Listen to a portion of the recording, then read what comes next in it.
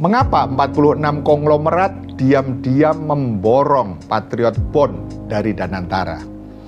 Ada yang menarik dari daftar 46 konglomerat yang bocor di media sosial. Mereka tertarik memborong surat utang atau obligasi bernama Patriot Bond milik Badan Pengelola Investasi Daya Anagata Nusantara atau BPI Danantara. Dikutip dari akun Instagram @profesor_saham Selasa 30 September 2025, dana yang disiapkan para pengusaha tajir itu beragam. Paling gede nilainya sebesar 3 triliun rupiah, berasal dari beberapa konglomerat yang sudah punya nama. Mulai dari Antoni Salim, Prayogo Pangestu, Sugianto Kusuma atau Aguan, Franky Wijaya, Boy Thohir dan Edwin Suryajaya, Budi Hartono, Priyono Sugiarto dan Loutuk Kong. Sedangkan nilai komitmen pembelian yang paling rendah sebesar kurang lebih 0,05 triliun hanya ada satu nama, yaitu Handoyo S. Mulyadi, Tempo Scan Pacific, kemudian senilai 0,1 triliun satu orang, yaitu Marcel Menaro dari Meratus Lain. Apa yang kita bisa baca dari perilaku konglomerat ini?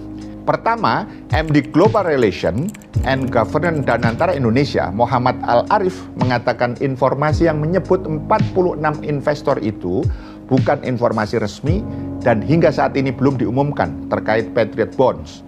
Itu bukan informasi resmi. Hingga saat ini tidak ada pengumuman yang dikeluarkan oleh Danantara, kata Al-Arif dalam keterangan resmi di Jakarta pada Selasa 30 September 2025. Al-Arif menuturkan Patriot Bond sedang dipersiapkan Danantara melalui skema private placement sehingga tidak ditawarkan kepada publik. Selain itu, partisipasi dalam instrumen tersebut bersifat sukarela. Yang kedua, konon per 19 September 2025, komitmen dari 46 pengusaha konglomerat itu untuk memborong Patriot Bond mencapai 51,175 triliun rupiah atau mengalami oversubscribe dari target yang dibidik BPI Danantara sebesar 50 triliun rupiah. Padahal imbal hasil atau kupon dari Patriot Bond hanya 2% per tahun. Jauh di bawah cuan dari surat utang negara atau SUN yang masih di atas 6%. Entah magnet apa yang membuat para pemilik dana besar itu kepincut. Yang ketiga, Patriot Bond hanya bentuk baru dari surat utang negara atau SUN. Negara menjual utang, konglomerat membeli, lalu setiap tahun negara wajib membayar bunganya sebesar 2%. Mungkin terlihat kecil, tapi kalau yang main modalnya triliunan, hasilnya tetap ratusan miliar per tahun. Oleh karena itu, pertanyaannya, dari mana bunga itu dibayar? Tentu dari APBN, dari pajak rakyat yang dipungut lewat PPN, PPH, cukai rokok, dan kenaikan harga BBM.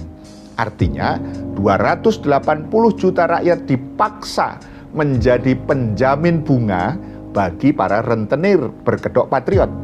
Inilah wajah asli kapitalisme yang selalu sama polanya. Satu, sumber daya alam diserahkan pada swasta, mereka kemudian kaya raya. Yang ketiga, negara berutang kepada mereka melalui contohnya Patriot Bond. Dan yang keempat, rakyat membayar bunganya secara terpaksa pula. Inilah kapitalisme rente, sistem kufur yang hanya menguntungkan segelintir orang kaya dan mengorbankan rakyat. Pertanyaannya, kagak kapok pemerintah berkubang dengan sistem kapitalisme berbasis ribawi ini yang jelas diharamkan oleh Allah Subhanahu wa taala, sekaligus menzalimi rakyat dan menguntungkan segelintir konglomerat. Paham sampai di sini? Salam melek politik.